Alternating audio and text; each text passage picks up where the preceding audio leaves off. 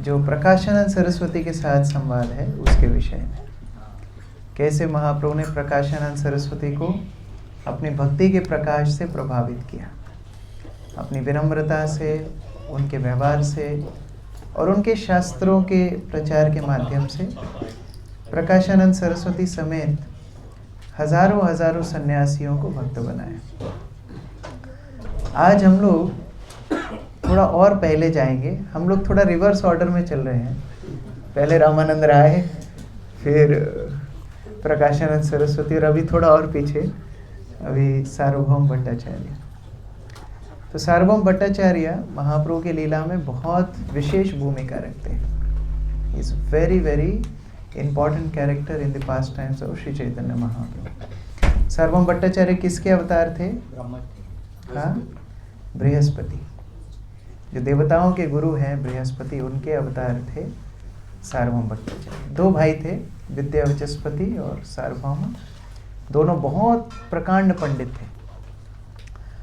इनकी विद्वत्ता का एक उदाहरण दिया जाता है कि इतने मेधावी थे, इतने श्रुतिधर थे कि मिथिला पढ़ने के लिए गए थे न्याय शास्त्र। तो मिथिला में जो पढ़ाने वाले ब्राह्मण थे वो लोग किसी को लिखने नहीं देते थे, कॉपी नहीं करने देते थे नोट्स। जो लोग कॉम्पिटिटिव की तैयारी करते हैं वो लोग नोट्स भी शेयर नहीं करते हैं। तो ऐसे ही कुछ ब्राह्मण लोग करते थे, वो अपने नोट्स शेयर नहीं करते थे। तो कोई भी मिथिला से अगर पढ़ के जाता था तो उसका काम तो चल जाता था, लेकिन वो आगे पढ़ा नहीं पाता था क्योंकि as it is you don't have the books. तो सार्वभौम भट्टाचार्य इतने प्रकांड पंडित थे, वो जब मिथिला गए तो शब्द शब्द एक एक कंठस्थ हो गया, श्रुति में एकदम फिट हो गया। और वो आकर के अपना गुरुकुल खोले नवद्वीप। तो जब नवद्वीप में उन्होंने अपना गुरुकुल खोला तो फिर कोई मिथिला जाता नहीं था, इतना दूर कौन जाएगा बॉर्डर पार करके। तो यहीं पर मिथिला में उनका, नवद्वीप में इनका काम चल जाता था। और प्रकाशानंद सरस्वती भी जब चैतन्य महाप्रभु के विषय में बात करते हैं तो ये सार्वभौम भट्टाचार्य का उल्लेख करते हैं। वो बोलते हैं वो सार्वभौम जिसके पास पूरे भारतवर्ष से लोग पढ़ने जाते हैं, वो भी इस पागल सन्यासी मतलब बातुल सन्यासी के पल्ले में पड़ गया और वो भी देखो कैसे हरिनाम करने लगा, तो इसको तो मुझे सिखाना पड़ेगा। ऐसा प्रकाशानंद सरस्वती ने भी एक कमेंट दिया था। मतलब वाराणसी काशी तक भी सार्वभौम भट्टाचार्य की बहुत ख्याति थी। और यहाँ जगन्नाथपुरी में महाराज प्रताप रुद्र उस समय पर जो वहाँ के गजपति महाराज थे, तो उन्होंने सोचा हमारा एक राज पुरोहित होना चाहिए, एक राजगुरु होना चाहिए। तो कौन होगा? तो उन्होंने सिलेक्ट किया सार्वभौम भट्टाचार्य और वो उनको नवद्वीप से लेकर के आए जगन्नाथपुरी। तो जगन्नाथपुरी में सार्वभौम भट्टाचार्य रहते थे और पूरे भारतवर्ष से उनके पास पढ़ने के लिए बहुत सारे विद्वान, ब्राह्मण इत्यादि, ब्रह्मचारी, सन्यासी भी आते थे। यद्यपि सार्वभौम भट्टाचार्य गृहस्थ थे, लेकिन फिर भी सन्यासी भी उनके अंदर पढ़ाई करते थे। तो बहुत विशेष ये थे। और चैतन्य महाप्रभु उस समय पर नया नया सन्यास लिए थे। चैतन्य महाप्रभु कितनी आयु में सन्यास लिए थे? 24। 24 वर्ष की आयु में महाप्रभु ने सन्यास लिया था। टोटल महाप्रभु 48 वर्ष इस धराधाम पर रहे और 48 वर्ष में से 24 साल की उम्र में महाप्रभु ने सन्यास लिया। और फिर बाकी के 24 साल उनकी नवद्वीप लीला, जिसमें 6 साल अलग अलग जगहों पर भ्रमण और 18 वर्ष जगन्नाथपुरी में निवास। तो जब सन्यास लेकर के महाप्रभु बैठिए, अच्छा रिसीविंग।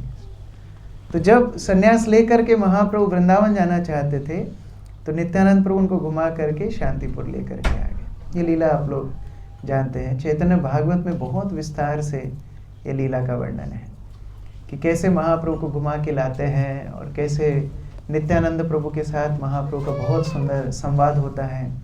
फिर अद्वैताचार्य महाप्रभु को बोलते हैं कि जहाँ आप हैं वही तो वृंदावन है, तो क्या फ़र्क पड़ता है आप शांतिपुर में हो चाहे कहीं भी हो, वो स्थान वृंदावन है।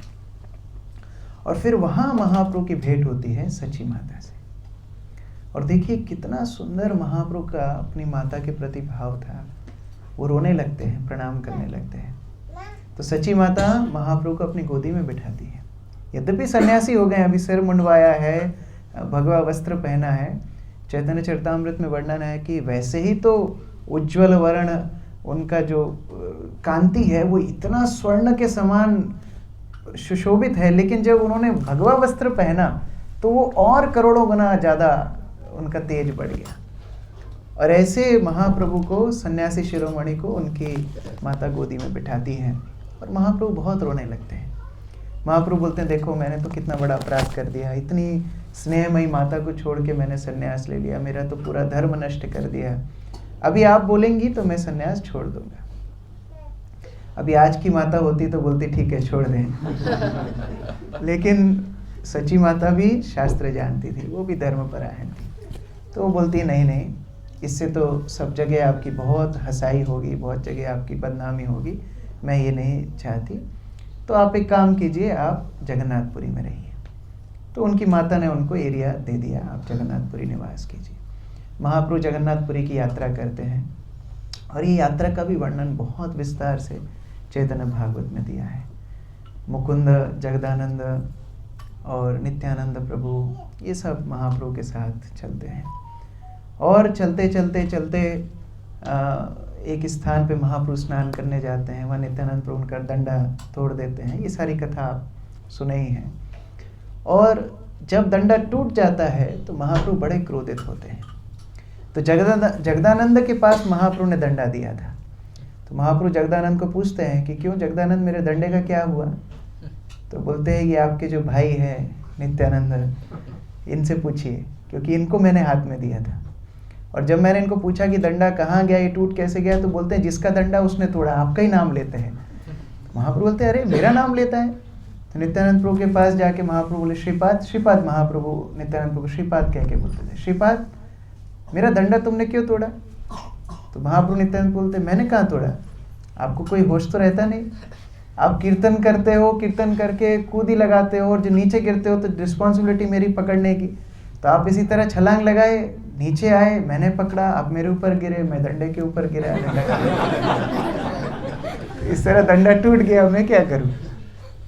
तो महाप्रभु बोले देखो तुम लोग बहुत मेरा काम बिगाड़ते हो, तो या तो तुम आगे जाओगे या मैं आगे जाऊंगा, दोनों में से एक आगे। नित्यानंद बोलते आप आगे जाओ, हम पीछे आएंगे। तो जगदानंद मुकुंद बोलते अरे आप इनको आगे जाने को क्यों बोल रहे हो? बोले देखो इनका तो 2-3 बार प्रोग्राम है बेहोश होने का दिन में, ये तो शेड्यूल में है, दिन में 3 बार तो कम से कम यशस्त्री संध्याम होगा ही। तो इनको संभालने के लिए पीछे से कोई चाहिए। तो अगर हम आगे चले जाएंगे, पीछे बेहोश होकर गिरेंगे, इनको संभालेगा कौन? तो इनको आगे जाने दो, ये बेहोश होंगे, हम पीछे जाके उठा लेंगे। तो ठीक है, महाप्रभु वायु की गति से आगे चलते हैं। बहुत जगन्नाथ को दर्शन करने की तीव्र इच्छा है।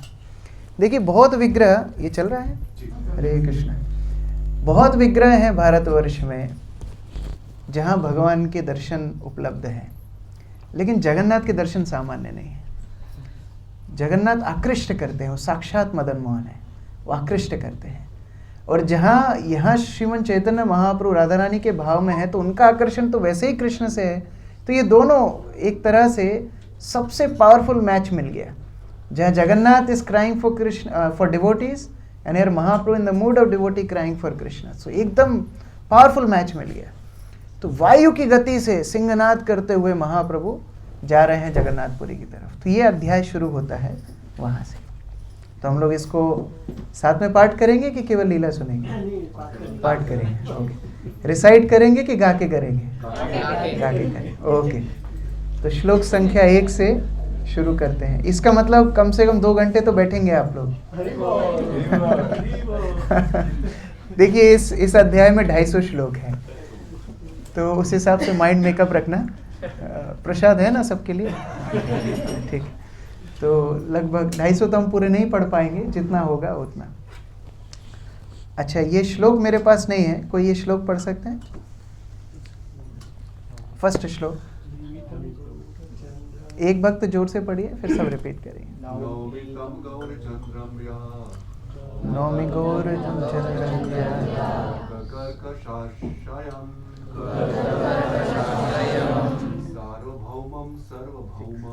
सार्वभौमं सर्वभौमा भक्ति भूमानम् आचर। महाप्रभु को कृष्णदास कविराज गोस्वामी प्रणाम कर रहे हैं कि आप जो कर्कशवादी विद्वान सार्वभौम को भी भक्ति पथ में लेकर के आ गए, एक पुष्प जैसा वैष्णव बना दिया। वास्तव में भक्ति की इतनी शक्ति है कि हमारे सूखे हुए जीवन में भक्ति रस ने जो वर्षा करते हैं उसमें कृष्ण प्रेम की लता आगे बढ़ती है।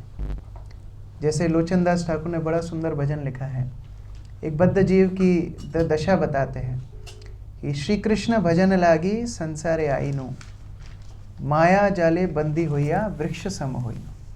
मैं कृष्ण का भजन करने के लिए भौतिक संसार में आया, लेकिन माया के जाल में फंस के वृक्ष जैसा बन गया।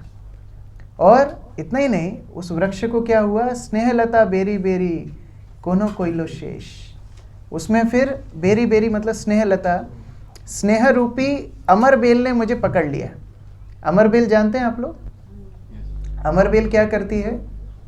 जिस पेड़ पे अमर बेल बनती है वो पेड़ को सुखा देती है और उस पेड़ का पूरा पोषण वो बेल चूस लेती है। तो हमारी स्नेह अर्थात आसक्तियाँ हमारे संसार की सारी शक्तियाँ चूस लेती हैं। और फिर कीड़ा रूपी नारी तहाँ हृदय प्रवेश, काम वासनाएं फिर हृदय में प्रवेश कर जाती है। अंदर ही अंदर खोखला, पहले ही पेड़ सूख गया है और उसमें अंदर ही अंदर काम वासनाएं उसको खोखला कर देती है। और उसके बाद ऊपर पक्षी रूप में माता पिता परिवारजन बैठे हैं, उनका भी भार उस पेड़ को ढोना है। अंदर से तो खोखला है ही, सूख भी गया है, फिर परिवारजनों का भार ढोना है। और फल रूपी पुत्र कन्या ढांग बल्ली भंगी ढांगी डाली भंगी परे। तो जो फल रूपी, उसमें जो पुत्र कन्या रूपी फल हैं, अब पेड़ तो सूख गया लेकिन पुराने फल लगे हैं, तो उनका भार अब झेल नहीं पाता है, तो वो डाली तोड़ करके नीचे गिर जाती है। तो ये भी कितनी समस्या है। और फिर उसमें संसार रूपी दावाग्नि लग जाती है। ऐसी इस परिस्थिति में अभी क्या किया जाए? इगौ इगौ मोर वैष्णव गोसाई, करुणार जल शीर्त तभी रक्षा पाई। हे वैष्णव गोसाई, अब आप आइए, आप जब तक जल नहीं छिड़कोगे तब तक हमारे जीवन में अभी संतोष नहीं आएगा। तो यहाँ पर चैतन्य महाप्रभु, यद्यपि अभी हमने सार्वभौम भट्टाचार्य के बारे में सुना, अरे इतने बड़े पंडित थे, इतने बड़े विद्वान थे, पूरे भारत में ख्याति थी, बहुत लोग उनसे पढ़ने के लिए आते थे, लेकिन जीवन तो सूखा था। कृष्ण प्रेम बिना दरिद्र व्यर्थ जीवन। तो ऐसे सूखे हुए जीवन में भी कृष्ण भक्ति के संचयन कर दिया, ये चैतन्य महाप्रभु का गुण है। तो ऐसे चैतन्य महाप्रभु की लीला हम पढ़ने वाले हैं। म्यूजिक। जय जय श्री चैतन्य जय नित्यानंद,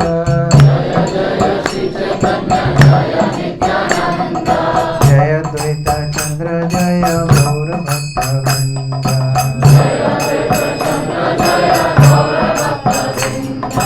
आवेशे चलीला प्रभु जगन्नाथ मंदिरे,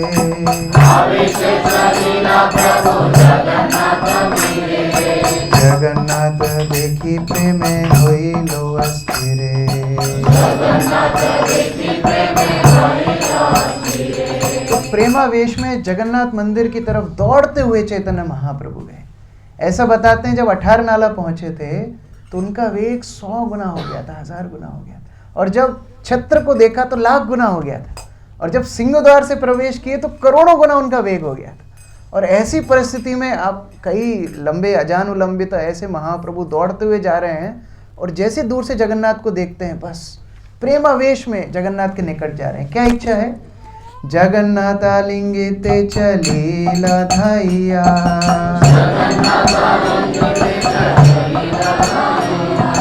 मंदिरे पड़िला प्रेमे आविष्ट होइला।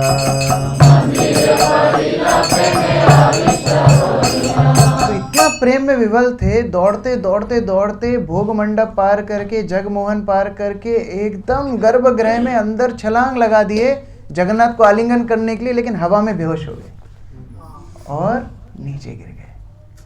अब सब पंडित आश्चर्यचकित। एक तो ऑल्टर में घुस गया और उस समय उपल भोग का समय था, तो उपल भोग का सब पंडा लोग भोग सजा रहे थे। ऐसे समय पे जाके एक व्यक्ति वहाँ गिर गया तो सब आ गए उठाने के लिए, कोई मारने के लिए, सब पंडा वहाँ इकट्ठे हो गए। उस समय दैव संयोग से दैवे सार्वभौम तहाँ के करे दर्शन,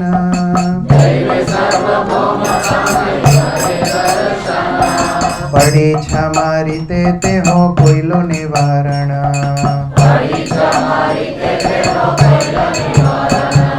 प्रभुर सौंदर्य और प्रेमेर विकार, देखी सार्वभौम हइलो विस्मित अपार।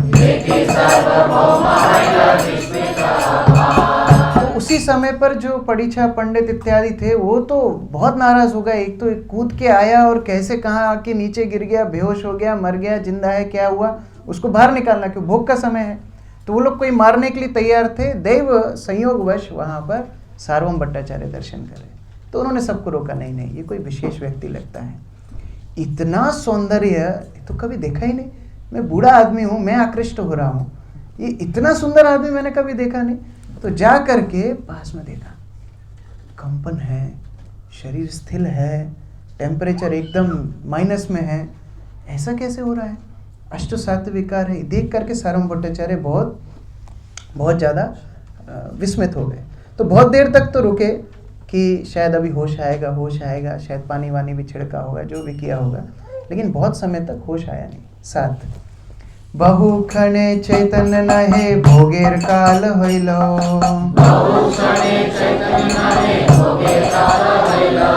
सर्वभौम मने तवे उपाय चिंतिलो,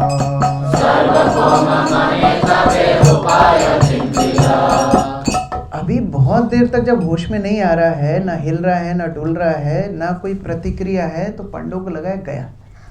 और यहाँ आके गया, अब क्या सफाई करे कि क्या करें, ये भोग जो लेके आए उसको फेंके कि दोबारा बनाए, तो कंफ्यूजन की स्थिति है। तो सार्वभौम भट्टाचार्य ने सोचा कि अभी इनको ले जाना चाहिए। बोले नहीं, जीवित तो है, इसको मैं अपने घर में ले जाता हूँ। तो आगे उस तरह उठाने का आयोजन करने लगे। अब उठाएं कैसे, इतना लंबे चौड़े शरीर महाप्रभु के, तो कई सेवकों को बुलाया, कई शिष्यों को बुलाया, बहुत लोगों, जैसे एक आचार्य बताते हैं, जैसे चींटी कोई बहुत बड़ी मिठाइयों को उठाती है, तो बहुत सारी चींटियां मिल करके, ऐसे बहुत सारे सेवक मिलके यहाँ सचल जगन्नाथ चैतन्य महाप्रभु को उठा रहे। शिष्य पड़ीछा द्वारे प्रभु नीला बहाइया,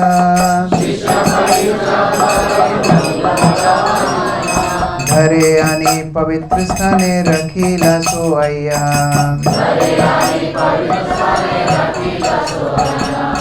300 मीटर हार्डली महाप्रभु को ले जाना पड़ा, क्योंकि जगन्नाथ मंदिर से सार्वभौम भट्टाचार्य 250-300 मीटर का जगह है। तो बहुत सारे लोग उठा के ले जा रहे हैं। तो अब क्या सेंसेशन बन गया, पहले ही तो जब दौड़ के आ रहे तो लोग, अरे इतना सुंदर कौन है, सब लोग पीछे भाग के गए। फिर वहाँ पर बेहोश हो गए तो वहाँ भीड़ लगा ही था। उसके बाद लेके गए तो सब भीड़ लग गया सार्वभौम भट्टाचार्य घर में। तो सार्वभौम भट्टाचार्य बोला तो पुलिस केस लगेगा, क्योंकि तो बाहर का फॉरेनर, एक तो जगन्नाथपुरी का है नहीं, और दूसरा आके यहाँ पर हो गया बेहोश, और मैं मेरे घर में ले आया, अभी डेड है, क्या हुआ, कौन सा, किसने जहर खिलाया, धतूरा खिलाया, मालूम नहीं। सबको भगाया, बोले कोई यहाँ नहीं रहेगा, सबको दूर भगाया, एक शांत स्थान में सुलाया। श्वास प्रश्वास नहीं उदर संपदन,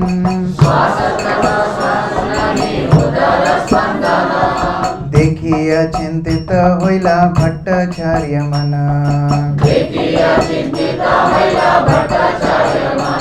तो सांस भी नहीं चल रही है, ना कोई छाती फूल रही है, नीचे हो रही है, कुछ प्रतिक्रिया नहीं है। सार्वभौम भट्टाचार्य को बड़ी चिंता हो गई कि तो पूरा आरोप मेरे ऊपर लग जाएगा, क्या करूं। एक रुई का टुकड़ा लेके आए, नाक के पास में रखा, थोड़ा सा देखा रुई हिल रही है, बोले हाँ जी जिंदा है, बच गए, अभी कोई दिक्कत नहीं है। लेकिन 3-4 घंटे से बेहोश है, तो चिंता की तो बात थी, क्या करें। यहाँ पर सार्वभौम भट्टाचार्य चिंता कर रहे हैं, वहाँ पर जो टोली थी पीछे से बैकअप पार्टी, वो पहुँच गई। 14 एतो चिंती भट्टाचार्य आछे न बसिया,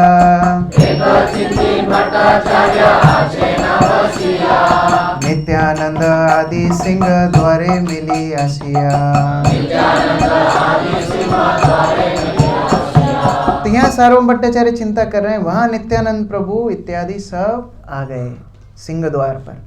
कहाँ है प्रभु, कहाँ है प्रभु, कोथा है, अब कहाँ है प्रभु, कौन। तो वहाँ लोग आपस में बात कर रहे थे। क्या बात कर रहे थे, अरे इतना लंबा 7 फुट 8 फुट आया था, सीधा गया दौड़ता हुआ अंदर से, तो फिर लेट के आया और लोग उठा करके ले गए सीधा सार्वभौम भट्टाचार्य। और हम तो देखने के लिए भी गए थे, लेकिन सार्वभौम भट्टाचार्य ने सबको बाहर भगा दिया, इतनी भयंकर वहाँ सिक्योरिटी है, तो कैसे जाएंगे, कैसे मिलेंगे। तो नित्यानंद प्रभु ने बोला हो ना हो, यही हमारे महाप्रभु है, क्योंकि ये तो डेली का काम है, भगवान का नाम लेना है, बेहोश होना है, तो नया तो कुछ है नहीं। तो नित्यानंद प्रभु हाँ मिल गए, यही है। तो कहाँ एड्रेस? सार्वभौम भट्टाचार्य। लेकिन इतना बड़ा व्यक्ति है, जो पूरा इंडिया, ऑल इंडिया फेमस व्यक्ति है, उनके घर में ऐसे तो घुस नहीं सकते। तो कोई लिंक अगर कहीं से मिल जाए, यानी कोई परिचय मिल जाए, तो हम घुस जाएंगे। तो कौन परिचय है? 17 नंबर श्लोक। सुनी सबे जानी लाई महाप्रभुर कार्य, सुनी सबे जानी लाई महाप्रभुर कार्य, हेना काले आइला तहाँ गोपीनाथाचार्य, हेना काले आइला तहाँ गोपीनाथाचार्य। तो बस चर्चा कर ही रहे थे कैसे जाएं, कैसे घुसें, कोई तो लिंक मिलना चाहिए। इतने में वहाँ गोपीनाथ आचार्य आ गए। गोपीनाथ आचार्य नवद्वीप के ही थे, इनकी शादी हुई, यहाँ पुरी में रहने लगे। तो सार्वभौम भट्टाचार्य के ये साले थे और इतना अच्छा संबंध था आपस में, तो बोले हाँ ये ले जा सकते हैं हमको। तो आप आपस में बातचीत करने लगे, बोले कि आपने देखा निमाई यहाँ पर आए? तो गोपीनाथ निमाई को पहले से जानते थे। बोले निमाई यहाँ कब आया? मैं तो देखा नहीं, लेकिन एक सन्यासी जरूर आया था जिसको सार्वभौम भट्टाचार्य, अरे वही निमाई है, वो बड़ा हो गया, सन्यास ले लिया, घुंघराले बाल गए, अभी सिर मुंडित है, वही है। बोले अच्छा वही है क्या? चलो मैं लेकर के जाता हूँ। तो फिर गोपीनाथ आचार्य बोले चलो मैं लेकर के जाता हूँ और आपको मिलवाता हूँ। तो सबको लेकर के सार्वभौम भट्टाचार्य के घर में गए। तो गोपीनाथ आचार्य पूछने लगे, देखो सिंगुदार में आप लोग खड़े हो, जगन्नाथ का दर्शन तो करो, जगन्नाथ का दर्शन करो, फिर आपको लेके जाएंगे। नित्यानंद बोलते हैं हमारा जगन्नाथ वही है, हमारा चलता फिरता जगन्नाथ वही है, उनके साथ में हम रहेंगे, जगन्नाथ को बाद में देखेंगे, ठीक है। तो जगन्नाथ का दर्शन नहीं किया, चले गए। 29 ए तो सुनी गोपीनाथ सबारे लैया,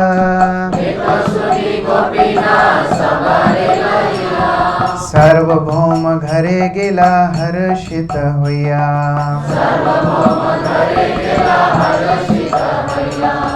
अब जैसे ही द्वार पे ये लोग आए, सार्वभौम भट्टाचार्य देख करके एकदम शॉक, जैसे भूत देख लिया हो।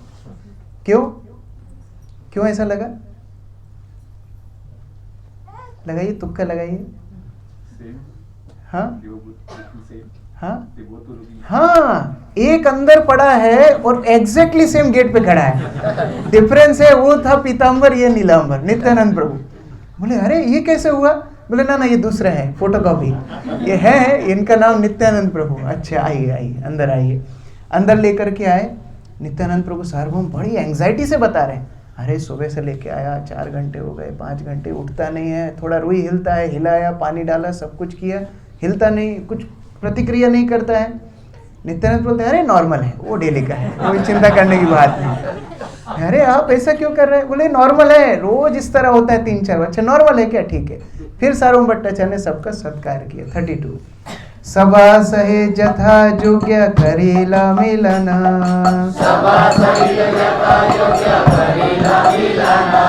प्रभु देखी सवार होइल हर्षित मना। तो फिर सार्वभौम ने बोला अच्छा नॉर्मल है, कोई बात नहीं, आपका रजिस्टर्ड डिसीज है तो नो प्रॉब्लम। फिर सबको अच्छा यथा योग्य सम्मान किया, सबको अंदर लेकर के गए और सब नित्यानंद प्रभु, मुकुंद इत्यादि सबने महाप्रभु का दर्शन कर खुश हो गए। हाँ मिल गए महाप्रभु, कोई दिक्कत नहीं है। अब बोलते हैं अब हम जगन्नाथ के दर्शन करने जाएंगे। सार्वभौम भट्टाचार्य बोले नो, आपका एक केस ऑलरेडी पेंडिंग है, आप जाओगे एकदम सेम टू सेम दिखते हो मुझे, वहां जाके आप भी गड़बड़ करोगे, अकेले तो मैं जाने नहीं दूंगा। बोले किसी को भेजो साथ में। ठीक है, किसी को भेजेंगे।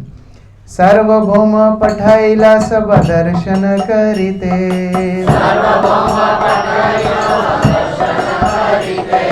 चंदनेश्वर निज पुत्र दिल सवार साथे। बस अपने पुत्र को भेजा, बोले दूर से हाथ पकड़ के दर्शन कराना, इनको पास में जाने मत देना, दूर से दर्शन कराना, थोड़ा हिले डुले तो बाहर निकाल लेना। इस तरह करके ले, एक केस ऑलरेडी है। ठीक है, नित्यानंद प्रभु को लेकर के गए और वहां देख के तो जो होना था वो तो होना ही था। जगन्नाथ देखी सवार होइला आनंद,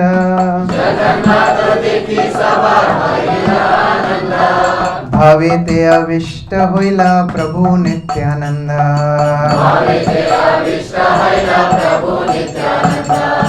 अब नित्यानंद प्रभु देख करके फिर भाव में डुले डुले होने लगे। तो पुजारियों को लगा अरे बाप रे बाप, ये तो सेकंड केस होने वाला है, अभी क्या करें। तो पुजारियों ने सोचा पहले से इसको जाके थोड़ा प्रसाद दो, बाहर करो, ये ज्यादा देर यहाँ खड़ा रहेगा फिर गड़बड़ होगा। सभा मिली धरी तारे सुस्थिर कैला,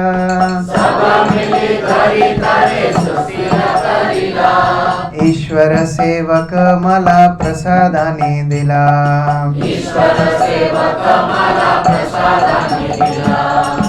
तो फिर पुजारी खुद ही आ गए, महाप्रसाद माला वाला दिया, बोले हो गया आपका दर्शन, आप बाहर जाओ। नित्यानंद प्रभु बाहर आ गए, बोले ठीक है अभी कोई प्रॉब्लम नहीं हुआ। आए दोबारा महाप्रभु के पास आकर के बैठे। तब सार्वभौम भट्टाचार्य पूछते हैं कि इनके साथ करना क्या है, इनको कैसे जागृत करें, आप लोगों को चिंता ही नहीं है, आप आए देख के जगन्नाथ देखने के लिए चले गए। बोले देखो जगाना है क्या? हाँ जगाना है, कुछ औषधि, कुछ इंजेक्शन, कुछ कैसे जगाएंगे? तो बोले हमारा इंजेक्शन एक ही है, क्या? उच्च करी करे सब नाम संकीर्तन,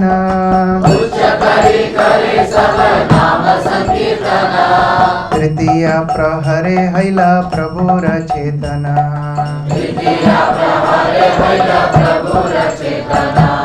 हुकार करिया उठे हरि हरि बोले,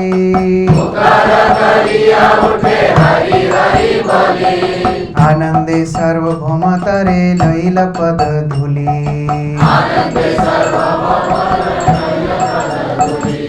बस हरे कृष्णा कृष्णा कृष्णा हरे हरे, हरे राम राम राम हरे हरे। जो कीर्तन शुरू किया, नाम शुरू किया, हुकार करके महाप्रभु एकदम से उठ गए।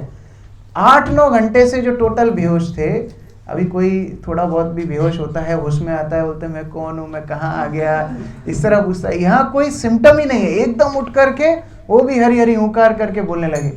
तब सार्वभौम भट्टाचार्य को लगा ये साधारण व्यक्ति नहीं है। तो सार्वभौम भट्टाचार्य ने उनके पैर से धूली ली, सभी को बोला देखो आप बहुत दूर से यात्रा करके आए हो, आप लोग को प्रसाद देना चाहिए। तो सुबह आप मध्याह्न का आपका जो भी स्नान इत्यादि है वो करके आइए। तो सभी लोग गए, समुद्र में स्नान करके आए, अपनी गायत्री वायत्री जो भी करते होंगे वो करा, और उसके बाद में फिर प्रसाद परोसा गया। तो महाप्रभु बोलते हैं देखो मुझे जो है ना लाफरा व्यंजन दो। लाफरा जो बंगाली भक्त वो जानते हैं, जो नहीं जानते वो लफड़ा जानते हैं। लाफड़ा व्यंजन मतलब बहुत सरल, कुछ शाक, कुछ सब्जी, मिक्स वेज भी आप बोल सकते हो, लेकिन सादा, बहुत बॉयल। तो बोले ये आप मुझे दीजिए, और जो पीठा पाना इत्यादि ये आप भक्तों को खिलाइए। तो सार्वभौम भट्टाचार्य बोलते देखो आप जगन्नाथपुरी पहली बार आए, ये पहला दिन है, और महाप्रभु जिस दिन आए थे उस दिन था डोल यात्रा, महाप्रभु का बर्थडे था, गौर पूर्णिमा के दिन। तो महाप्रभु के भक्तों ने बोला महाप्रभु आपका तो जन्मदिन भी है।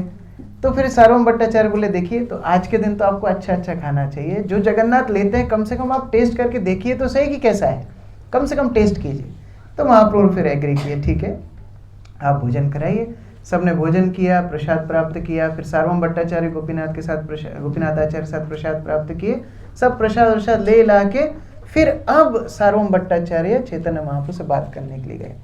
48 नमो नारायण बोली नमस्कार कैला, नमो नारायण बोली नमस्कार कैला, कृष्ण मते रस्तु बोली गोसाई कहिला, कृष्ण मते रस्तु बोली गोसाई कहिला। तो सामान्यतः बड़े सन्यासी आते थे सार्वभौम भट्टाचार्य के पास, तो प्राय नमो नारायण कह के संबोधित करते, आप भी नारायण मैं भी नारायण, नमो नारायण। तो जब नमो नारायण बोला तो नमो नारायण उत्तर नहीं आया, कृष्ण मति रस्तु आया, मतलब आपकी मति कृष्ण में लगी। जब ये उत्तर आया सार्वभौम भट्टाचार्य समझे ये कोई साधारण नहीं है, ये तो कोई विशेष सन्यासी है, ये तो वैष्णव लगता है। तो संप्रदाय तो इसकी सन्यास की है लेकिन ये सन्यासी भी नहीं है। तो थोड़ा कंफ्यूजन हुआ, गोपीनाथ आचार्य के पास जाकर के पूछे। 50 गोपीनाथ आचार्य कहे सार्वभौमा, गोपीनाथ आचार्य कहे सार्वभौमा, गोसाईरा जानिते चाही कहाँ पूर्वाश्रमा, गोसाईरा जानिते चाही कहाँ पूर्वाश्रमा। गोपीनाथ आचार्य ने बताया अरे ये निमाई है नवद्वीप। अरे नवद्वीप में तो वहाँ था, हाँ नवद्वीप में नीलांबर चक्रवर्ती के घर में जगन्नाथ मिश्र का लड़का है। तब सार्वभौम भट्टाचार्य बोलते, अच्छा नीलांबर चक्रवर्ती तो हमारे पिता के बड़े पूजनीय थे और जगन्नाथ मिश्र हमारे बड़े पूजनीय थे, तो उस संबंध से हमारा बड़ा प्रेम इनके साथ होना चाहिए।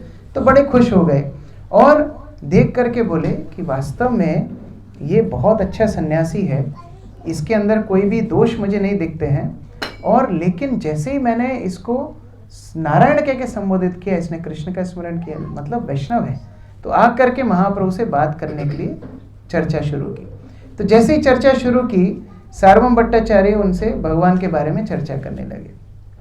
अब चैतन्य महाप्रभु की विनम्रता देखना, चैतन्य महाप्रभु कैसे संबोधित करते हैं। 58 तुम्ही जगत गुरु सर्वलोक हित करता, तुम्ही जगत गुरु सर्वलोक हित करता, वेदांत पढ़ाओ सन्यासी उपकर्ता, वेदांत पढ़ाओ सन्यासी उपकर्ता। तो चैतन्य महाप्रभु सार्वभौम भट्टाचार्य सम्मान करते हैं कि आप सन्यासी हैं, हम तो गृहस्थ हैं, आपको हम सम्मान करते हैं। लेकिन चैतन्य महाप्रभु क्या बोलते हैं, वास्तव में आप जगत गुरु हो, सारे जगत को आप शिक्षा देते हो और वेदांत आप पढ़ाते हो, सन्यासी को भी आप ट्रेन करते हो। मैं कौन हूँ? आमी बालक सन्यासी भंड मंद नहीं जानी, आमी बालक सन्यासी नहीं जानी, तुम्हारा आश्रय नीलोन गुरु करी मानी, तुम्हारा आश्रय नीलोन गुरु करी मानी। मैं तो बालक हूँ, छोटी उम्र में सन्यास ले लिया, मेरे को थोड़ी मालूम है क्या भला क्या मंद, क्या अच्छा है क्या बुरा है। आप मुझे शिष्य रूप से स्वीकार कीजिए और आप मुझे ट्रेनिंग दीजिए। तुम्हार संग लागी मोरा यहाँ आगमन, तुम्हारा संग लागी मोरा यहाँ आगमन, सर्व प्रकारे करिबे अमाय पालना, सर्व प्रकारे करिबे अमाय पालना। केवल आपसे मिलने के लिए तो मैं जगन्नाथपुरी आया। ये चैतन्य महाप्रभु सार्वभौम भट्टाचार्य को बता रहे हैं। वास्तव में महाप्रभु शिक्षा देते हैं कि हर व्यक्ति को ये फील होना चाहिए कि वो महत्वपूर्ण है। Everyone should be feel valued. Mahaprabhu ये नहीं बोले अरे मैं जगन्नाथ के दर्शन करने आया तो चलो तुम्हारा भी उद्धार कर ही देता हूँ, ऐसा नहीं। महाप्रभु बोल रहे हैं तुम्हारी वजह से मैं जगन्नाथपुरी आया और आज से आप मेरा पालन कीजिए। आज जो मैं जगन्नाथ मंदिर में दर्शन करने गया तो बहुत बड़ी दुर्घटना हुई, मेरा तो वहाँ क्या होता, आपने मुझे वहाँ से निकाला, इसलिए आज से आप मेरी रक्षा कीजिए। और भट्टाचार्य भी बोलते हैं हाँ हाँ सही बात है, अभी अकेले दर्शन करने मत जाना, जब भी दर्शन करने जाओगे मैं किसी को साथ में भेजूंगा और उन्हीं के साथ में तुम जाना। महाप्रभु बोलते ठीक है आप जो बोलेंगे वही, लेकिन आज से मैं मंदिर में अंदर प्रवेश नहीं करूंगा, मैं मंदिर के द्वार गरुड़ स्तंभ से जगन्नाथ का दर्शन करूंगा। तो आज भी आप जगन्नाथ मंदिर में जाएंगे, गरुड़ स्तंभ के पास ही महाप्रभु खड़े होकर दर्शन करते थे।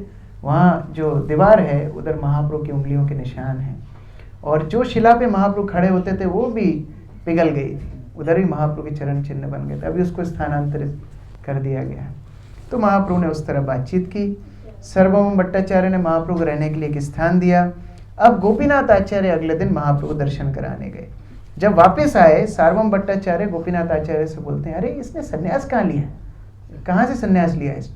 बोले केशव भारती। अरे भारती कहाँ, मुझसे बोलते पूरी से कराता ना, बड़ा कोई सन्यासी से सन्यास कर, कहाँ भारती के चक्कर में पड़ गए। इतना बड़ा इंटेलिजेंट लड़का भारती सन्यास, अभी भी अगर मौका दे तो मैं इसका अपग्रेड कर सकता हूँ, तो कहीं ढंग के सन्यास में इसको दिलाऊंगा।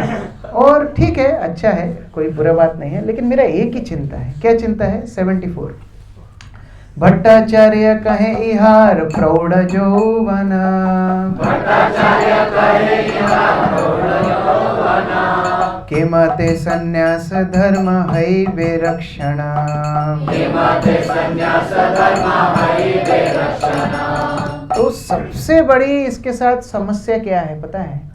ये सुंदर बहुत है और युवक भी है। मेरे जैसा बुढ़ा आदमी इससे आकृष्ट हो गया तो और तो इसको कौन छोड़ेगा, तो इसका सन्यास ज़्यादा दिन चलेगा नहीं। इसीलिए मैं एक काम करता हूँ, इसको वेद शास्त्र सुनाता हूँ, तो इसकी निष्ठा में प्रगाढ़ करूँगा। तो जितनी इसकी योग निष्ठा प्रगाढ़ होगी उतना ज़्यादा ही यहाँ पर रहेगा। और अगर इसकी इच्छा हो तो मैं अपग्रेड भी करा सकता हूँ सन्यास, कोई अच्छे सन्यासी से इसका सन्यास भी करा दूँ। ये सुन के गोपीनाथ आचार्य को बड़ा दुख हुआ। अरे क्या दिमाग लगा रहे, ये साक्षात भगवान है और इनका सन्यास का अपग्रेड का प्लान बना रहा है, तो क्या करें? सार्वभौम भट्टाचार्य को गोपीनाथ आचार्य बोलते। 78 भट्टाचार्य तुम्ही हार ना जानो महिमा, भट्टाचार्य तुम्ही हार ना जानो महिमा, भगवत लक्षणेरा इहा ते सीमा, भगवत लक्षणेरा इहा ते सीमा। तो इतना शास्त्र पढ़ के भी सार्वभौमा तुम्हारा बुद्धि नहीं है, तुम समझ नहीं पाए इनके लक्षण क्या है।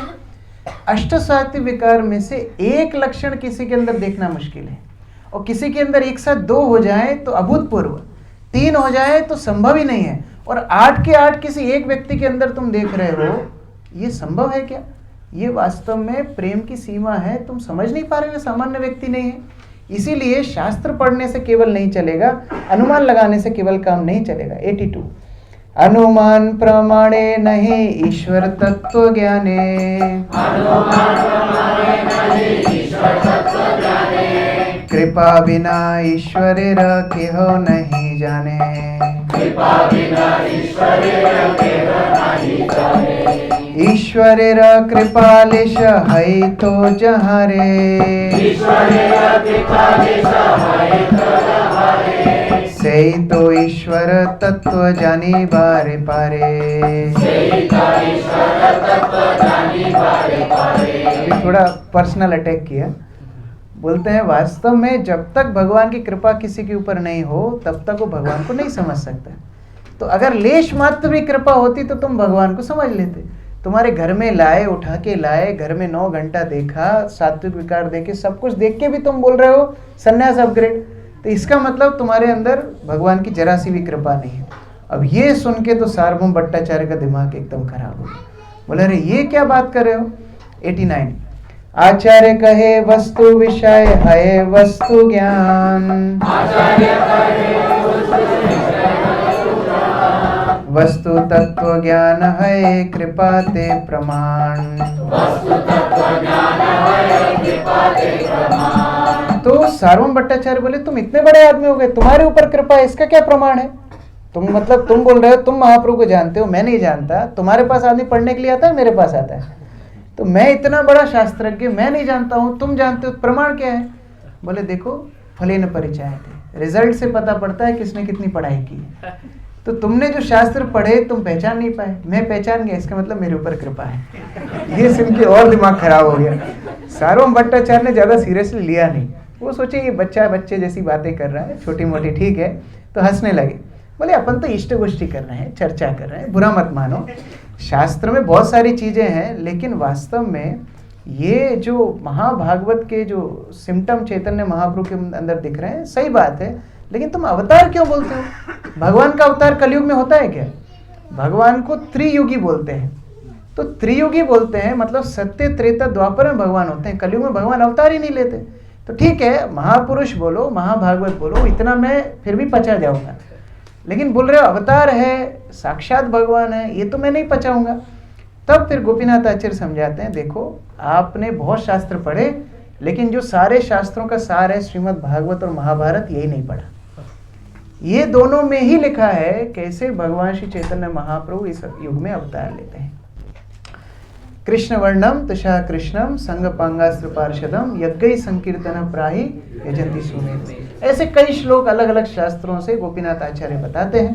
बोलते हैं देखिए ये सब शास्त्रों के प्रमाण है कि वास्तव में कलयुग में लीलावतार भगवान का हो ना हो, युगावतार तो होता है।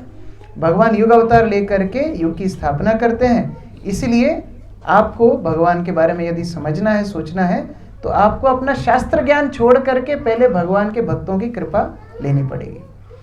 अब आगे चर्चा होने लगी। 112 आचार्य भग्निपति सालोक्य भट्टाचार्य,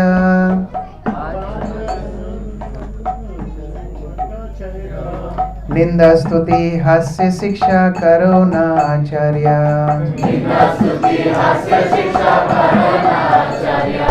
अब क्या हुआ, गोपीनाथ आचार्य आके महाप्रभु को पूरी बात बताए।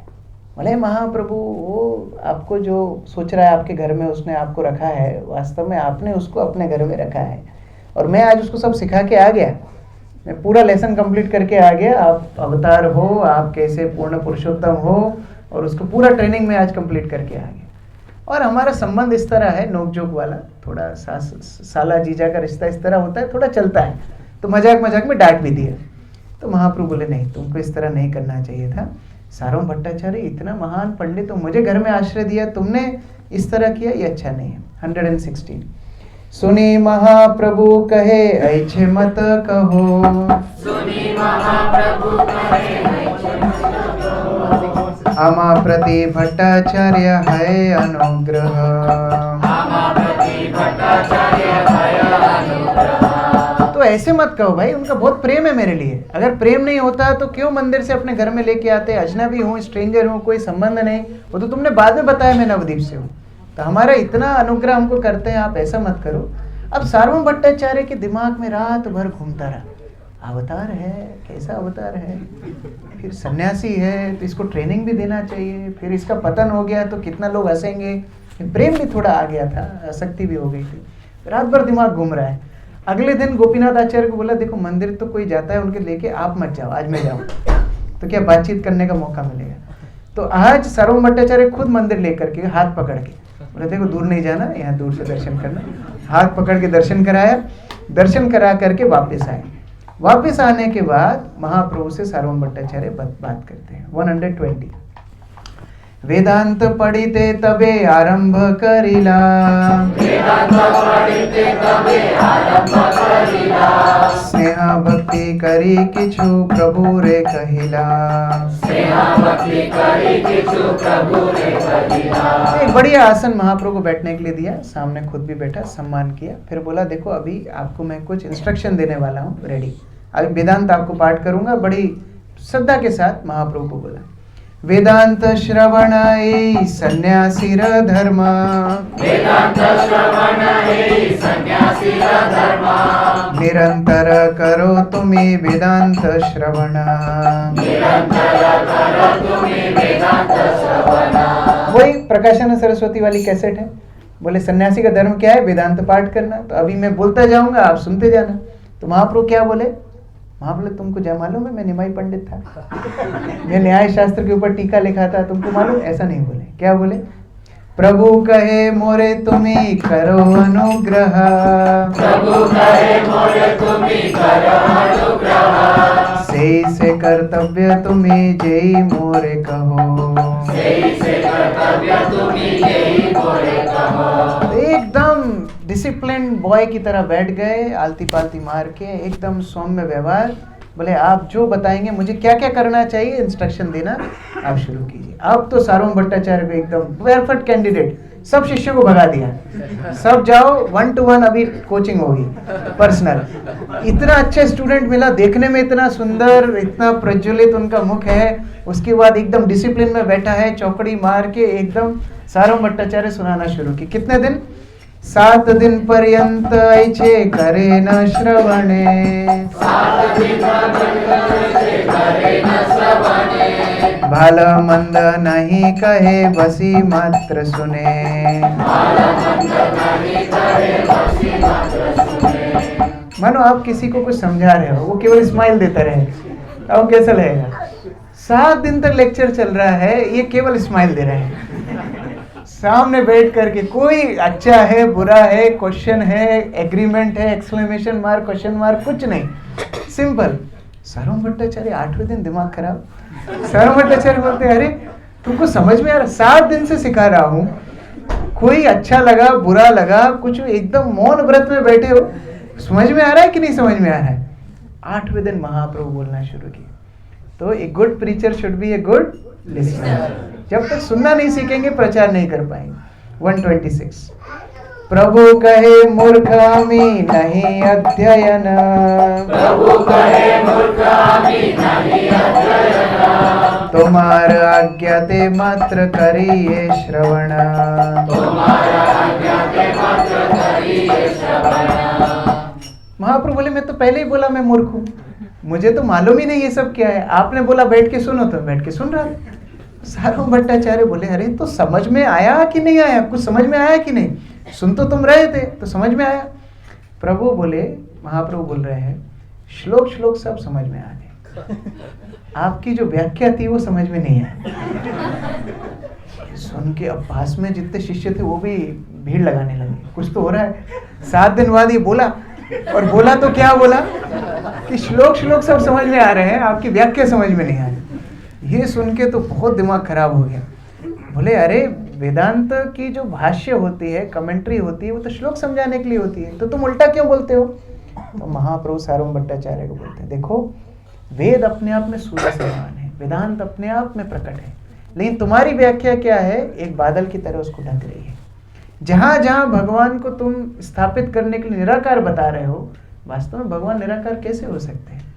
जिससे संपूर्ण सृष्टि आई है, सृष्टि का आकार है, जो चीज भगवान के अंदर नहीं है तो सृष्टि के अंदर कैसे आई? इसका मतलब भगवान अपूर्ण है। भगवान पूर्ण है, इसका मतलब निराकार भी है, साकार भी है। और शास्त्र की बात में तो व्याख्या करने की आवश्यकता ही नहीं है। महाप्रभु 2 उदाहरण देते हैं, बोलते हैं वृष्टा अपवित्र होती है, लेकिन गाय का गोबर पवित्र होता है, उसके ऊपर तुम क्या व्याख्या दोगे, क्या एक्सप्लेनेशन दोगे? शास्त्र में लिखा है तो मानना है। हड्डी का स्पर्श करना, अस्थि का स्पर्श करना अपवित्र है, लेकिन वही शंख बजा करके हम भगवान की आरती करते हैं। महाप्रभु के उदाहरण है। महाप्रभु बोलते हैं तो उसकी तुम क्या व्याख्या दोगे? तो शास्त्र में जो चीज लिखी है उसके ऊपर व्याख्या करना ये मूर्खता है। ये सब बताते गए। 152 षडैश्वर्य पूर्णानंद विग्रह जहार,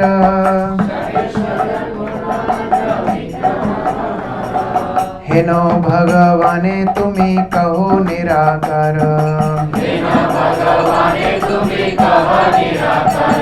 तो कितना बड़ा दुर्भाग्य है, जो षडैश्वर्य पूर्ण भगवान है उनको तुम निराकार बुला रहे हो। उनकी शक्तियां असीम है, उनकी चिद शक्ति है, अलादनी शक्ति है, जीव शक्ति है, असीमित शक्तियां हैं, उनका वर्णन तुम करते तो समझ में आता। तुम भगवान को ही निराकार बता रहे हो, ये तो समझ में नहीं आएगा। भगवान के पूरे वर्णन, माया शक्ति इत्यादि का भगवान ने वर्णन किया, चैतन्य महाप्रभु ने वर्णन किया, सच्चिदानंद विग्रह को स्थापित किया, और फिर ये भी बताया कैसे शंकराचार्य का भाष्य एक समय काल परिस्थिति के लिए था। वेद नहीं मानने के कारण बौद्ध नास्तिक हुए, और उनको पुनः आस्तिक बनाने के लिए शंकराचार्य ने तत्त्वमसि का प्रवचन किया। लेकिन अब वो तत्व कौन है? तत्त्वमसि, वो तत्व कौन है? वो भगवान की आध्यात्मिक शक्ति है। हम उस आध्यात्मिक शक्ति के अंश हैं, मतलब जीव। बहुत टेक्निकल महाप्रभु ने पूरा समझाया, और उसके बाद संबंध अभिधेय प्रयोजन का ज्ञान दिया। ये सब ज्ञान देने के बाद सुनी भट्टाचार्य 183 सुनी भट्टाचार्य हैल परम विस्मित,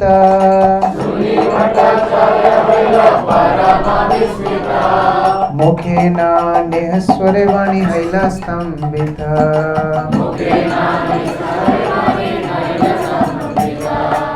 अभी जो महाप्रभु 7 दिन से शांत बैठे थे, अभी सार्वभौम भट्टाचार्य मुंह फाड़ के देख रहे हैं, क्या महाप्रभु बोले सार्वभौम सब ठीक है? प्रभु कहे भट्टाचार्य ना करो विस्मय, प्रभु कहे भट्टाचार्य ना करो विस्मय, भगवाने भक्ति परम पुरुषार्थ हया, भगवाने भक्ति परम पुरुषार्थ हया। महाप्रभु बताए तुम्हारा जो ज्ञान है वो गलत नहीं है भट्टाचार्य, तुम्हारा जो ज्ञान है वो गलत नहीं है, लेकिन इनकम्प्लीट। तुमने धर्म अर्थ काम मोक्ष तक पूरी पढ़ाई की है, 100 आउट ऑफ 100, लेकिन पंचम पुरुषार्थ के बारे में तुम नहीं जानते हो। ये क्या है? कृष्ण प्रेम। इसके बारे में तुम्हें जानना है। तो क्या है वो कृष्ण प्रेम? 185 आत्माराम पर्यंत करे ईश्वर भजना,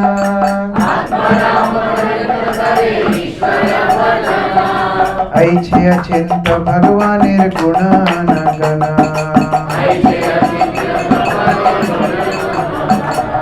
तब महाप्रभु बताते हैं, देखो धर्म व्यक्ति पालन करता है। धर्म मतलब अपने कार्यकलाप, धर्म से मतलब वो वाला धर्म नहीं, धर्म मतलब अपनी वृत्तिपरक कार्य, ऑक्यूपेशनल ड्यूटी। धर्म से व्यक्ति अर्थ उपार्जन करता है, अर्थ उपार्जन से काम वासनाएं पूर्ण करता है, और जब काम वासनाओं में पिटाई उसकी होती है तो बोलता है मोक्ष चाहिए, अभी ये संसार नहीं चाहिए, मोक्ष। अब जो मोक्ष प्राप्त किए हैं, जो आत्माराम हैं, जो मुक्त हैं, संसार में जिनका कोई आसक्ति नहीं, वो भगवान की भक्ति करते हैं। तो भगवान की भक्ति इन चारों से ऊपर है। फिर आत्मारामश्च मुनयो श्लोक की एक्सप्लेनेशन देते हैं, बताते हैं कैसे चतुष्कुमार जो सभी वस्तुओं से मुक्त थे, भगवान से आकृष्ट क्यों हुए। सुखदेव गोस्वामी जो जन्म लेते ही वन में चले गए, जिनकी कोई आसक्ति नहीं है, स्त्री पुरुष का भेद जिसको मालूम नहीं है, वो भगवान से आकृष्ट क्यों हुए? मतलब चारों पुरुषार्थ से ऊपर है कृष्ण भक्ति। ये सुन के सार्वभौम भट्टाचार्य का एकदम दिमाग थोड़ा खुला। 187 सुनी भट्टाचार्य कहे सुनो महाशय, सुनी भट्टाचार्य कहे सुनो महाशय, এই শ্লোকের अर्थ सुनीते वांछा है। এই শ্লোকের अर्थ सुनीते श्लोक आ गया तो अभी थोड़ा शांत रहा। हाँ, श्लोक बोला आत्मरामश्च मुनयो, इसके ऊपर थोड़ी व्याख्या सुनाओ। सार्वभौम भट्टाचार्य बोलते हैं, तो महाप्रभु बोलते हैं व्याख्या तो आप अच्छी सुनाते हो, 7 दिन से सुना रहे थे। प्रभु कहे तुम्ही की अर्थ करो तहा सुनी, प्रभु कहे तुम्ही की अर्थ पाछे आमी करीबो अर्थ जेबा किछु जानी, पाछे आमी करीबो अर्थ जेबा किछु जानी। तो महाप्रभु बोले देखो आप बहुत अच्छा एक्सप्लेन करते हो, 7 दिन से तो मैं सुन ही रहा था, तो आप एक काम करो, आप इस श्लोक का अर्थ सुनाओ और उसके बाद मैं थोड़ा बहुत जो जानता हूँ मैं बताऊंगा।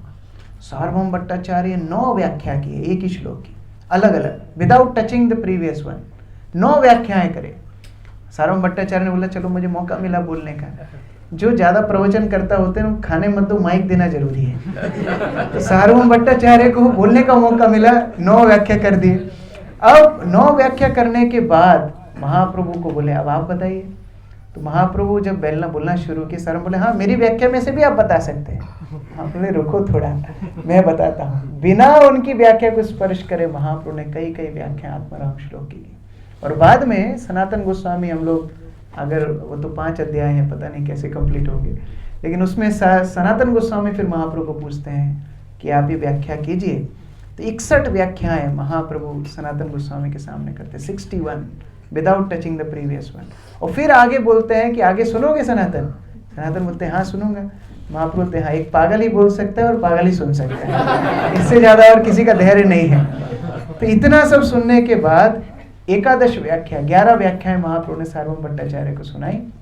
सार्वभौम भट्टाचार्य का पूरा विश्वास महाप्रभु के ऊपर हो गया। 199 सुनी भट्टाचार्य मने हैलो चमत्कार, सुनी भट्टाचार्य मने हैलो चमत्कार, प्रभु के कृष्ण जानी करे अपन धिक्कार, प्रभु के कृष्ण जानी करे अपन धिक्कार। यहाँ तो साक्षात कृष्ण मोई न जानिया, यहाँ तो साक्षात कृष्ण मोई न जानिया, महापराध कोई नो गर्वित होइया, महापराध कोई नो गर्वित होइया। तो इस तरह से अपने आप को धिक्कार करने लगे, कितना गर्वित मैं था, साक्षात कृष्ण मेरे सामने थे लेकिन मैं इनको समझ नहीं पाया, इनको ही अपराध, इनको सिखाने के लिए इनका संन्यास अपग्रेड कर रहा था।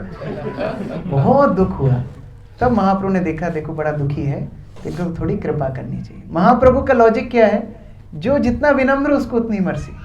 तो अभी सार्वभौम भट्टाचार्य अपने आप को पतित मान रहे हैं, अब महाप्रभु ने उनको पहले विष्णु रूप दिखाया चतुर्भुज, उसके बाद राम का रूप, उसका कृष्ण का रूप, षडभुज गौरांग रूप महाप्रभु ने श्री सार्वभौम भट्टाचार्य को दिखाया। ये देख करके सार्वभौम भट्टाचार्य दंडवत करते हैं, बार बार हाथ जोड़ करके स्तुति करते हैं, प्रभु की कृपा की आकांक्षा करते हैं और प्रेम धन श्री चैतन्य महाप्रभु उनको देते हैं। खड़े खड़े सार्वभौम भट्टाचार्य 100 श्लोकों में महाप्रभु की आराधना करते हैं, उसी समय ऑन स्पॉट 100 श्लोक कंपोज करके संस्कृत में महाप्रभु की आराधना करते हैं। 206 शत श्लोक कैल एक दंड न जाइते, शत श्लोक कैल एक दंड न जाइते, बृहस्पति तैसे श्लोक न पारे करिते, बृहस्पति तैसे श्लोक न पारे करिते।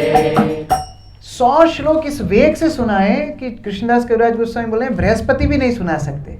मतलब बृहस्पति तो खुद सार्वभौम है, लेकिन बृहस्पति को महाप्रभु का एसोसिएशन थोड़ी था। अभी जो झटका लगा है, जो पावर मिला है, 100 श्लोक में महाप्रभु के गुणगान कर दिए। महाप्रभु इतने प्रसन्न हुए, महाप्रभु ने उनको गिफ्ट दिया। क्या गिफ्ट दिया? महाप्रभु क्या गिफ्ट देते थे? आशीष प्रभु बोल रहे हैं आलिंगन दे दिया। और जैसे ही आलिंगन दिया, बस अब तो जो हाल महाप्रभु का था वही इनका हो गया। अश्रु स्तंभ पुलक स्वेद कंप थराथरी, नाचे गाए कांदे पड़े प्रभु पद धरी। अब तो जो हाल उनका था इनका हो गया। नाच रहे, गा रहे हैं, लोट लगा रहे हैं, रो रहे हैं, कंपित हो रहे हैं। सार्वभौम भट्टाचार्य के अंदर अष्ट सात विकार हो गए। ये देख के गोपीनाथ आचार्य बोले अब आया ऊंट पहाड़ के नीचे। मिल गई कृपा, मिल गई। अभी बोल रहा था जब तक भगवान की कृपा नहीं होगी उनको नहीं समझ सकते, लेकिन इतना जल्दी मिलेगी ये मालूम नहीं था, तो नेक्स्ट दिन ही मिल गया।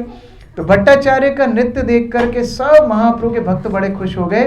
तब गोपीनाथ आचार्य आके महाप्रभु को बोलते हैं आप धन्य हैं जो आपने सार्वभौम भट्टाचार्य की इस गति दी, आपने इतना श्रेष्ठ उसको अधिकार दे दिया, आप इतने महान हैं कि आप अपने भक्तों के लिए इस जगन्नाथपुरी में आए। वास्तव में आपको जगन्नाथ दर्शन की आवश्यकता नहीं, लेकिन केवल इनको कृपा करने के लिए आप जगन्नाथपुरी में आए। भट्टाचार्य थोड़े से तब तक स्थिर हुए, बहुत सारी प्रार्थनाएं भगवान के चरणों में अर्पित की हैं। 213 213 जगत निस्तारिले तुमी स्नेह अल्प कार्या,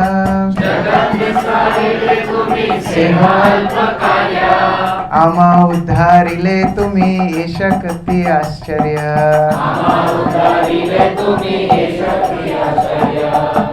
महाप्रभु को सार्वभौम भट्टाचार्य बोल रहे हैं कोई डॉक्टर होता है चुटपुट जुकाम सर्दी पूरी सिटी का साफ कर सकता है, वो कोई बड़ी बात नहीं है, लेकिन 4th स्टेज कैंसर किसी का सही कर दे ये तो बहुत बड़ी बात है। तो पूरी दुनिया का उद्धार करना वो आपके लिए बड़ी बात नहीं है, आपने मेरा उद्धार कर दिया ये आपकी बहुत बड़ी शक्ति है। क्योंकि मैं तार्किक था, इतना जड़ बुद्धि था, मैं एक लोहे के समान था, आपने मुझे पारसमणि बना दिया। इस तरह स्तुति सुन के चैतन्य महाप्रभु बड़े खुश हुए और महाप्रभु ने उनके घर में प्रसाद लिया। अब अगले दिन महाप्रभु दर्शन करने के लिए गए, दर्शन करके वापस आए, पुजारी ने बड़ा माला प्रसाद इत्यादि दिया।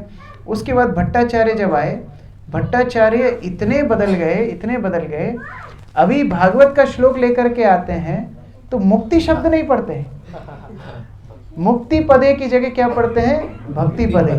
महाप्रभु तो ज्यादा इफेक्ट पड़ गया दवाई का। महाप्रभु बोलते देखो भागवत का श्लोक बदलना नहीं, मुक्ति पदे ही है, लेकिन मुक्ति पदे मतलब जो भगवान जिनके चरणों में मुक्ति पड़ी रहती है वो भगवान है, तो भक्ति सर्वश्रेष्ठ है। ये सार्वभौम भट्टाचार्य पूर्ण रूप से बदल गए। तो ये महाप्रभु की कृपा सार्वभौम भट्टाचार्य उद्धार के माध्यम से है।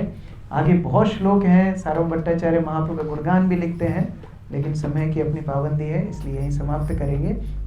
इतने आसक्त सार्वभौम भट्टाचार्य हो गए, इतने आसक्त हो गए कि महाप्रभु इनका उद्धार करके जब दक्षिण भारत जाने लगे तो सार्वभौम भट्टाचार्य रोने लगे। बोले आप क्यों आए जगन्नाथपुरी, यदि आते ही नहीं थे मैं वेद पढ़ता रहता, लेकिन आप आ गए, इतना प्रेम दिया, मुझे अपने आप से आसक्त कर दिया और आप छोड़ करके जा रहे हैं। तो ये सुन करके महाप्रभु भी बड़े द्रवित हो गए। सार्वभौम बोलते कुछ दिन और रह जाइए, महाप्रभु रुक गए। सार्वभौम बोलते देखो अभी तो ठंडी बहुत ज़्यादा है, रुक गए। बोलते अभी रुकी गए तो डोल यात्रा देख के जाइए, डोल यात्रा देख के जाइए, डोल यात्रा देख लिए। बोलते अभी तो रामनवमी आने वाला है, रामनवमी। फिर बोलते हैं जगन्नाथ रथ यात्रा कैसे मिस कर सकते हैं आप, रथ यात्रा होगी। बोलते अभी जन्माष्टमी आएगी, फिर ठंडी शुरू हो गई, अभी कैसे जाएंगे। ऐसे करके सार्वभौम उनको रोकना चाहते हैं, लेकिन महाप्रभु जो दृढ़ विश्वास कर लिया वो करते हैं। और महाप्रभु यहाँ चलते हैं, सार्वभौम भट्टाचार्य वहाँ चेतन होकर गिर जाते हैं, भक्त लोग उनको उठाते हैं। देखिए कहाँ एक तार्किक, कहाँ एक ज्ञानी और कहाँ एक पुष्प जैसा कोमल वैष्णव, ये महाप्रभु की कृपा है। तो इस तरह अनेक वैष्णवों के माध्यम से महाप्रभु हमको सिखाते हैं कि उनकी शक्ति क्या है। वास्तव में हृदय को परिवर्तित करके कृष्ण प्रेम को स्थापित करना, ये महाप्रभु का सबसे बड़ा योगदान है। मारना बड़ा आसान है, पाप और पुण्य का विचार करना बड़ा आसान है, मोक्ष देना भी आसान है, लेकिन स्वयं के प्रति प्रेम दे देना ये सबसे दुर्लभ है। और इसीलिए हम प्रार्थना करते हैं नमो महावदन्याय कृष्ण प्रेम प्रदाय कृष्णाय कृष्ण चैतन्य नामाय। वो महावदन्य है क्योंकि कृष्ण प्रेम देते हैं, और संभव इसलिए है क्योंकि वो स्वयं ही कृष्ण है, वही दे सकते हैं। तो इस तरह बहुत अमृतपूर्ण ये लीलाएं हैं। 250 श्लोक थे, हमने प्रयास बहुत किया, लेकिन फिर भी बीच बीच में छोड़ा और आगे फिर आखिरी में भी छोड़ा इसलिए कि आप घर जाके पढ़ेंगे।